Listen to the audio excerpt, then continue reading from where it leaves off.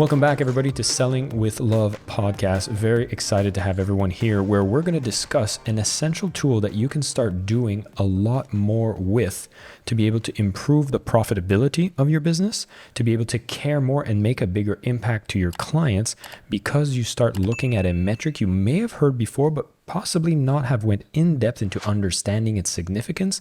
And when you do, it can absolutely change how you approach business, how you treat clients, and how you can scale your business powerfully.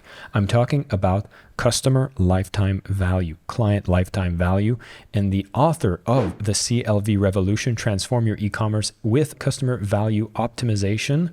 We have Valentin Radu, who is here. He is the founder of Omniconvert, a digital experimentation tool used by more than 20,000 websites. Worked with companies such as Orange, Temper, Avon, Whirlpool, and many, many more. He has had a chance through his academy of impacting more than 2,000 students who are curious about learning more on how to maximize customer value. He's an industry leader. He has spoken to over hundreds of thousands of people at over 500 events, and he is here on our platform to be able to share a lot more around understanding CLV, what can be done, why it's so critical to pay attention to this so that you operate from a better place of making an impact and not wasting money in the process. Valentin, welcome to the platform. Thanks a lot for having me, Jason. It's really great to be here. Looking forward to a great conversation. And thanks everyone for listening to us. I promise that I give all my best shortcuts towards having a profitable business.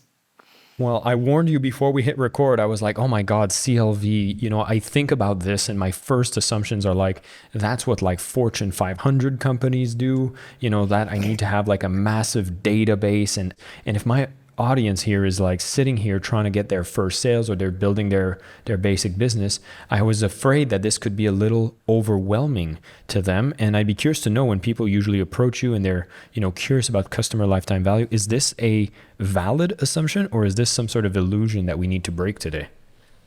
Yeah, I think it's an illusion, because if we begin with the end in mind, which is the method which any creator, any entrepreneur should be having. I mean, we must envision a bright future, a better future, and then we need to craft that future through our efforts and focus.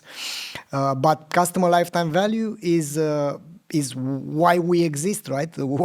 If we don't provide the value to our customers, then we will not be able to extract the value from our customers. So we need to begin with the end in mind. Even though we are just starting out, we need to understand what kind of progress am I helping my customers to make? And then which are the ideal customers which can extract most of the value from my services or products or whatever am I selling? And if you have this type of questions answered from the very beginning, then you will avoid going into a maze, getting lost and trying to get some money from here and there and trying to survive, because that is the trap. I'm an entrepreneur myself. I've built 4 companies so far, and I know that you can get lost pretty easy. I mean, instead of going towards a better future, you run from the worst future. So you run from getting bankrupt and whatever. But if you focus on the value that you provide, and if you understand that we have this, oblique way towards prosperity, towards love, right? So we need to provide the things that we want in life. So if we provide the value, we'll extract value. If we give love, we'll get love. So that's why we need to take into account customer lifetime value, not only from a theoretical aspect, but also from a practical aspect, like which are the best customers that I have, which get the maximum value from me, and that provide the maximum value. Because if you do this type of simple analysis, you'll be able to understand who are your best customers. So that means your messaging, your sales pitch, everything will change because you understand what the heck you are selling. Yeah. You're talking a lot about the customer understanding who they are. You're talking about value exchange, where I'm thinking about customer lifetime value. I'm thinking spreadsheets. I'm thinking of things that they're like done in a data science lab, but it sounds like you have a very human understanding of why we need to treat people a certain way, what it even means to be maximizing customer lifetime value. It sounds like it's all about focusing on the individuals that resonate the most with your business, that spend the most with your business, and kind of adjusting yourself towards that. Am I understanding that correctly? Yeah, for sure. Of course, you need math. I mean, it's part of the universe, right? So everything it has an order, and we need to respect that. But it's also about providing that warmth, because at the end of the day, what we are selling, all of us, we're selling a better future, right? So we want to extract more value from what we are paying, So if we take that into account, and if we also get this qualitative aspect from our customers, like how they are verbalizing the decisions that they've made, what makes our best customers the best customers, what made them get into the buying habit. If you look at the customer lifetime value, there are simple ways. I mean, if you look at the formula, it's like, who are your most profitable customers? The ones that buy the most and the most often. So if you see that, in order to get the habit of buying over and over again, maybe you provide something that the other ones are not providing. So you need to understand what makes you unique in their eyes, so that they choose you over their alternatives. So that's how I see things. And on the math side of things, it's, in order to be profitable, the unit, the last unit are the customers and their decision-making systems. So you want to improve their behavior towards buying from you. So to improve that behavior, you need to understand, out of 50 customers, 10 customers, 100,000 customers, there is always a cluster of customers which are there. Despite all the obstacles that we put in front of them, consciously or unconsciously, they keep on buying from us. So we can identify those customers, and then we can replicate, and we can use their way to explain to the world why they've bought from you. And if we don't do that, and if we don't even verify that they are happy with what we've sold, then we blast products or services to the universe, and we hope that something valuable will come back. But I think it's all about the connection first. So we need to connect with our customers, even though we have 10 or 100,000 of them, in the sense of having that small type of connection, to understand what's all about in these relationships. And I think we have to be more humble as entrepreneurs, because the progress requires for us to be humble, requires us to be aware that maybe we don't know everything about what we do. I'm getting flashbacks here, Valentin. Is like when I used to work for a company, and I remember one of the senior leaders was just like, we don't need to survey the audience. I know what they want. And we've had some launches that we had done where we took the time to truly assess, plan, gain the feedback, and saw the effectiveness be a multiply.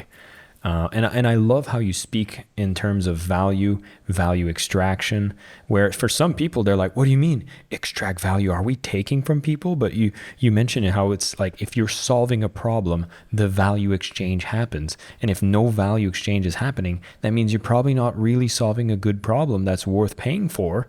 And I think when you start focusing on the people that want what you solve, that pay for what you solve, you're having a profitable business. Now, there's this whole philosophy, right, which is build it and they will come, which is not very true today. You have to build what they want, and perhaps they will come. And I'd be curious to know, because you provide a lot of data, like we talked about, how if you get the data, you can start making better decisions. So what I'd love to ask you is, when someone starts working with you using your tools, are there typical, like, yep, these 3 things that people typically find out as soon as they start measuring that they might have been doing wrong the whole time? Yeah, it's we have a plethora of solutions. Let's say we have a survey tool for them to talk, to communicate, to get knowledge from their visitors, if it's an e-commerce, or from their customers. We have a tool to do A/B testing and to test out which message is the most impactful. We have a tool to do customer segmentation, to identify according to Pareto, which is not Pareto anymore. So 20-80, like 80% of your results come from 20% of your customers. I think it's even worse than that in some business models. It can be like 10-90 or 5-95. So with these tools that we have, what we've understood from our customers is that they have some mental structures. There are some customers which are obsessed with customer centricity. They want their NPS, let's say, Net Promoter Score. They want to be 90. We have a customer that started with 68 and he lost a few important customers. He realized that their customer journey was crap, because it wasn't about the product, but also how you sell those products. It's the customer experience in itself. Sometimes you go for a lower quality product, but the service is incredible. And you do this kind of trade-off. So what we understood from our customers after all these years, we are 11 years at Omniconvert, is that we have different narratives. Entrepreneurs, business leaders, they have different narratives in their heads. And the most lucrative from my perspective is the one which is allowing customers to sit at the board table, what they are saying. What do they want? I mean, what kind of problem they are trying to solve? What kind of progress they are trying to make? And when you understand that, then your culture changes, the tactics, the strategies, the messaging, everything changes when you understand that let's say, the pattern is this. Let me give you an example of some of our customers which decided that they need to shift. So they were selling turmeric shots, they like small shots of turmeric. And they thought that their customers are young people willing to have more immunity, to have to be more energetic and so on. But guess what? Through the research, after we worked with them, we interviewed a person. He was a firefighter, a former firefighter, retired, and he used to be active, but now he had joint problems. And guess what? Turmeric is very good for joint problems, and it doesn't have the side effects of the ibuprofen. Those medicines that they solve something and they get other things worse. And then we interviewed other customers, which were among the best when we looked at their customer lifetime value. So we got out there, we interviewed them, and it was another person that was used to be a fitness teacher, and now he was over 70, and he had the same problems, and he couldn't have a normal life anymore. So after this, we've seen maybe there is a pattern, and then we did the quantitative surveying of their database, and we understood that their best customers were actually over 55 years old. And they weren't after immunity and energy. They were after a normal life, which those turmeric shots, because they were really well made, had no side effects, and they kept on buying them, which means for the last 3 years, that company has messaged the wrong message to the wrong audience, and that was transformative for them. Oh my God, tell me more. This is exactly why I love conversations like this, because some people are thinking like, oh, it's about like you do some testing and you'll change a color of a button from blue to red and you'll get improvement.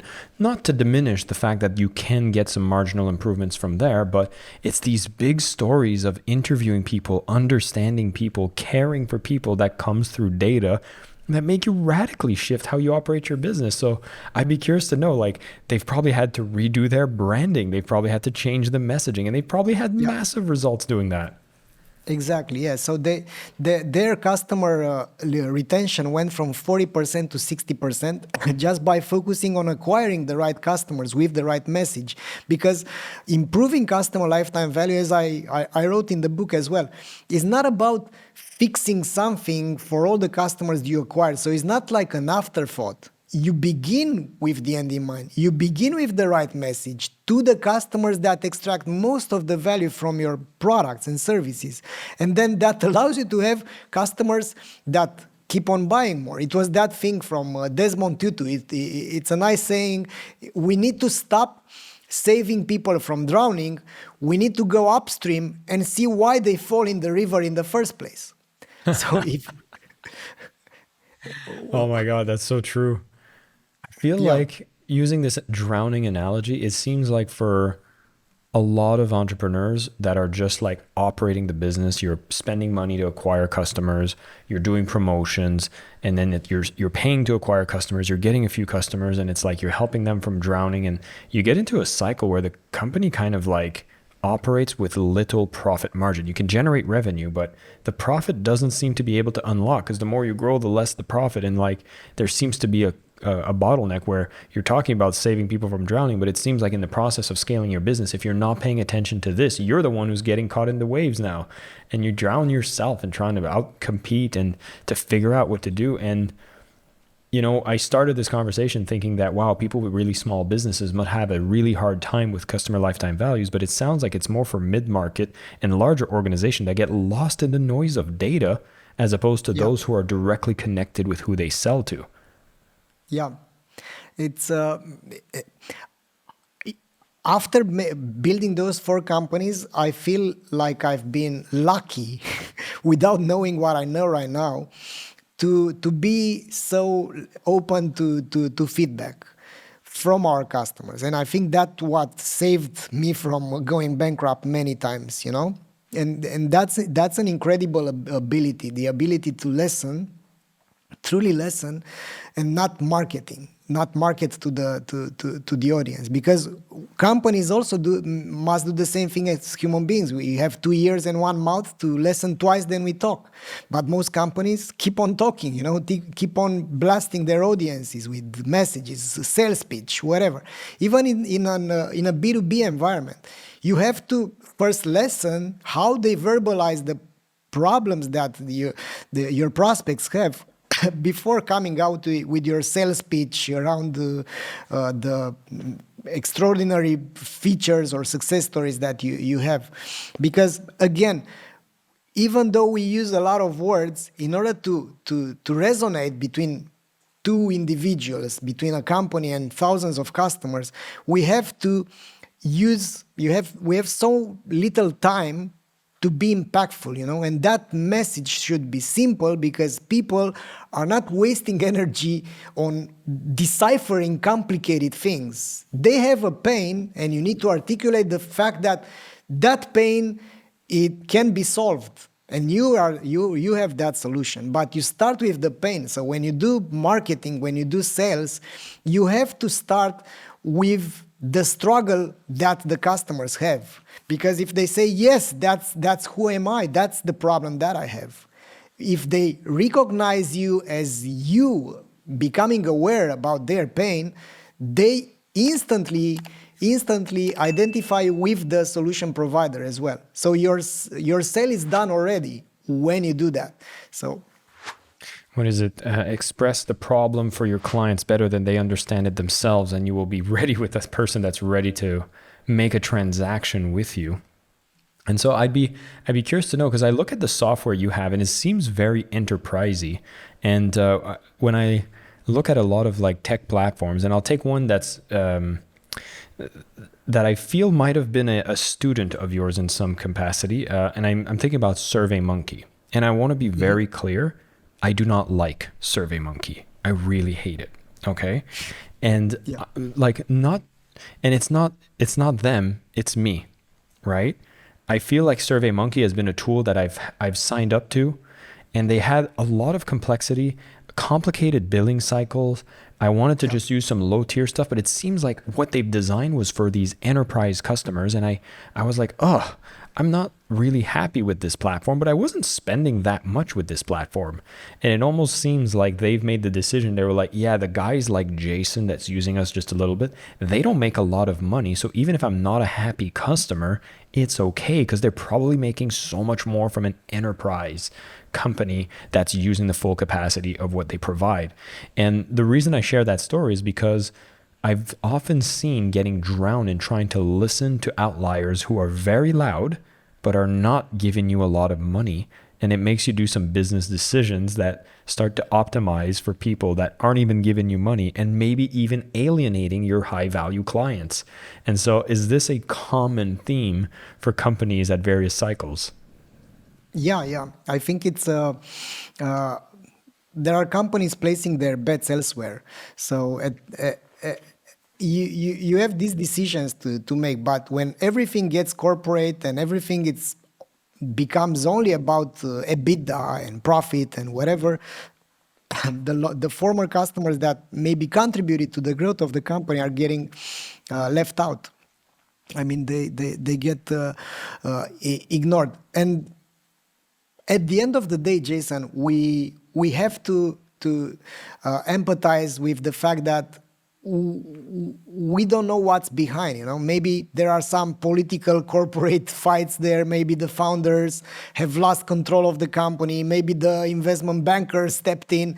We don't know. And what we do know is that we have to provide our best. And I think it's an important aspect here, which often gets neglected. It's a principle that we can't ignore anymore. I mean, there is so much competition out there. There is such a crowded market. You have so many solutions to your problems. There are so many competitors, direct competitors or indirect competitors. Like take us, for instance. We sell a lot of products. We sell an NPS product. We sell an A/B testing product. There are plenty of alternatives. However, there are customers that choose us over them, even though we are not the cheapest on the market. And we're seeing this happening, and that's basically the idea behind the chance that you have when you have a prospect. When you turn that prospect into your customer, you need to understand that you have to check if that new client is a happy client. Because if it's a happy client, you have higher lifetime value from him, and there is a residual customer lifetime value as well, which happens because that customer can become a promoter, which means free advertising. Like the most effective and the cheapest form of advertising is word of mouth. So that's again an underrated technique, because people are flooding to pay their tribute to Google ads, to Meta, and to TikTok or whatever ad platforms they have. We laugh sometimes in an organization that I'm part of, which is like, well, the biggest winner of all this business is Zuckerberg. Yeah, exactly. I'm curious to know from you, just because, well, maybe there's some people who are going to relate, but how would you define, because you've done the research, you've built your platform. So with the knowledge you have and you think of your best type of clients that bring the highest customer lifetime value, how do you describe them? Who is your client? Yeah, our ideal customers are the open-minded ones. So they need to want to change their ways, because change is what we're selling, right? We change the way they handle their customers. We change the way that they present their offer on their websites. We are about change. So our customers are usually the ones looking for a solution towards change. So they are either going for customer experience, because they know this thing that I've just said about residual customer lifetime value from your promoters, or there are customers into experimentation. So they pay a lot of money into ads, into doing lead generation and whatever, and they realize that, hey, my website can be changed, can be adjusted, and we can generate a higher conversion rate. And also there are our best customers, they have at least 50,000 visits per month when it comes to the A/B testing tool. And when it comes to the NPS, there is no threshold, because even if you have 100 clients or 20 customers, you have to check their customer experience. You have to get feedback from them. You've mentioned NPS a few times. We've actually talked a lot about NPS in some past episodes. The Net Promoter Score, the standard question is, on a scale of 1 to 10, how likely are you to recommend this product or service to friends and family? That gives you a really good indication if you're generating raving fans and promoters versus an army of disgruntled clients. Are you still seeing this as one of the main indicators to optimize around, to ask questions about, to help you identify who are the people that bring the highest customer lifetime value? Yeah, for sure. We have large clients, for instance, which have thousands of customer feedback. We've added a new feature around the natural language processing to get direct responses and to understand what they are selling, what their customers are saying. Because now what's happening is that you need a shortcut as a business leader. Let's say you have 10 employees, 20, 200, whatever.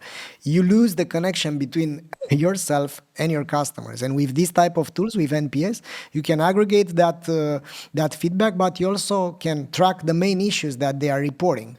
So you can get what's wrong within the company and what harms the relationship with so many customers.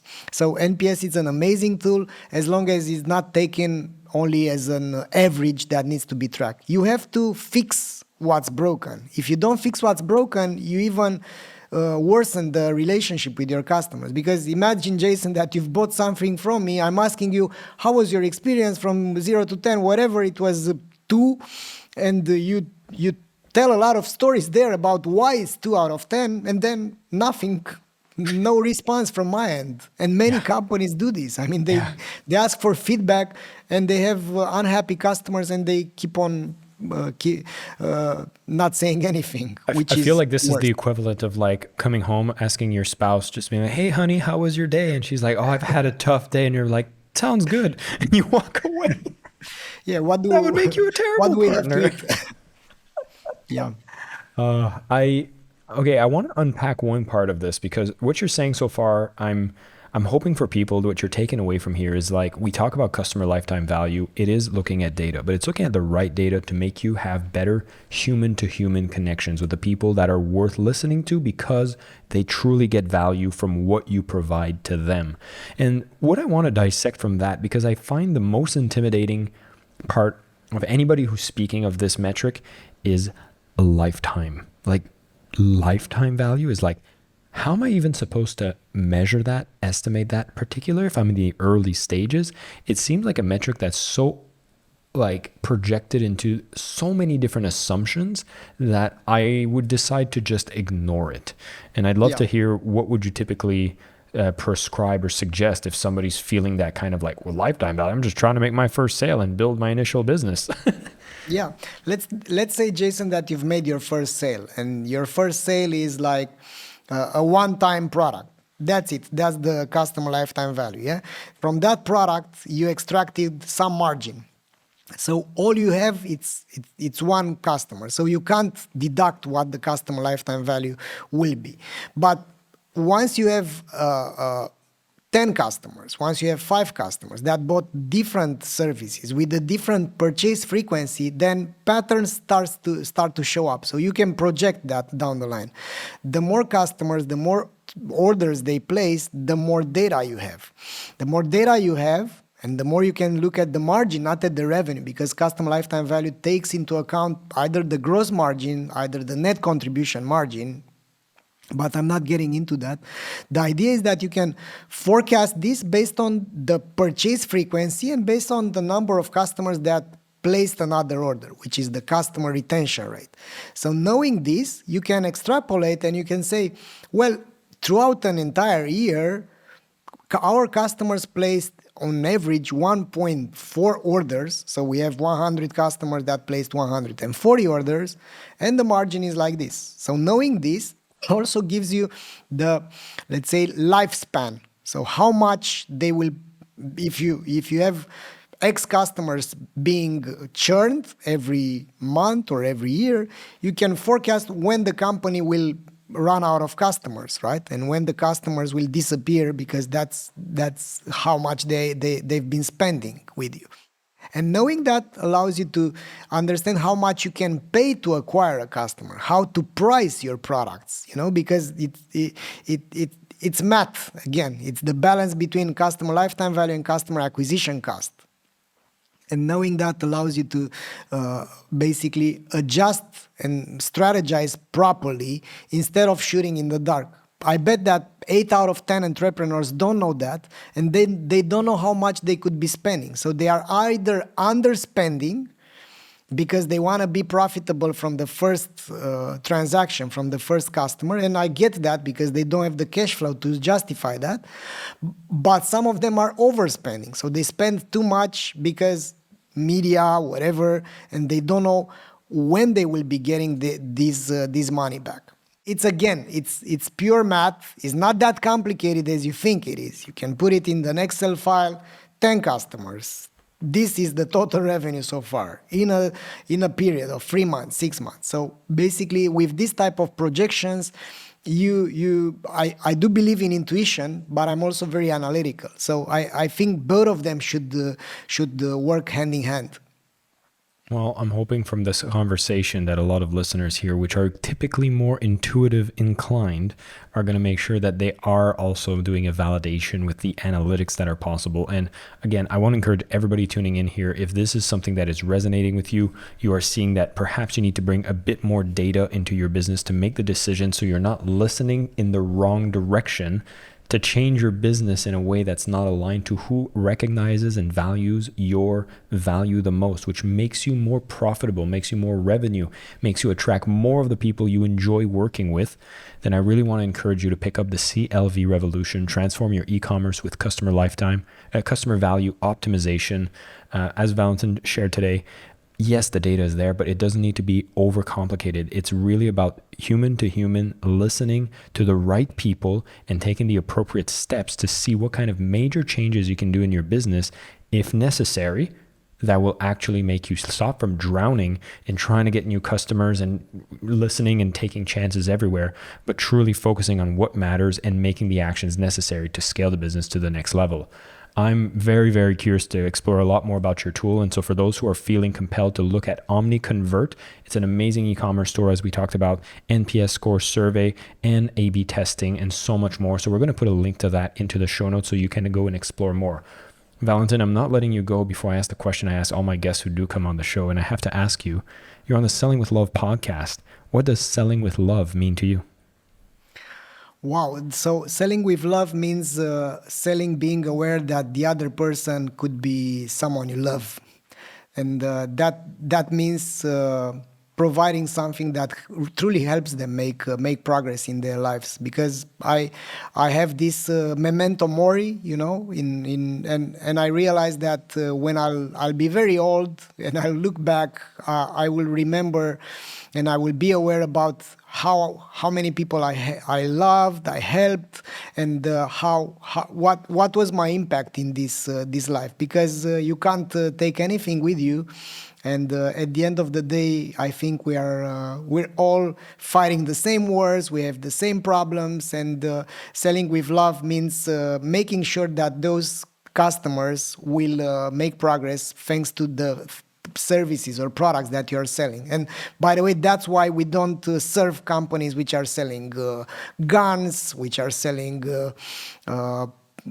adult products, stuff like that. So basically, we have some industries that we don't work with it because we don't align with them when it comes to the values. So I think we should be not fooling ourselves into this illusion that we are making progress by smoking, by getting dependent on some harmful things, but we should be a force for good in the lives of others. And that's why I think we should be reconsidering our, let's say, careers or businesses if we don't truly help those customers of ours become better. Valentin, you are amongst a good tribe here. Thank you for all the amazing work you've done. I know you've had so much success in big organizations, and when you keep that value in heart, we know that you're allowing entrepreneurs and businesses that are a force for good to use your product and maximize their impact. Just so you know, the whole selling with love premise is the fact that for me, what I want to do is give the good people with good businesses that do good in the world with the tools to sell and market effectively so that there is no marketplace for douchebags who take advantage of people. And so it sounds like we are cut from a similar cloth, and I'm happy to hear about your stance on the negative industry. It was an absolute pleasure having a conversation with you. I hope for everybody listening, you're going to be able to take away, again, biggest thing here, listen more, do what's right for the right people will allow you to optimize your business. Pick up the CLV Revolution. You'll be able to learn so much more on the math behind it and make sure that all of your gut predictions can be validated and the decisions actually work. Thank you once again for being on the show. Thank you as well, Jason. Thank you so much for listening to the Selling with Love podcast. We have some previous episodes you can tune into right here. And if you prefer the short form content where you get to the point in under 10 minutes, we do have a ton of clips from our best episodes that are being shared on this channel as well. So pick which one supports you the most. And of course, thank you for liking, subscribing, and of course, selling with love.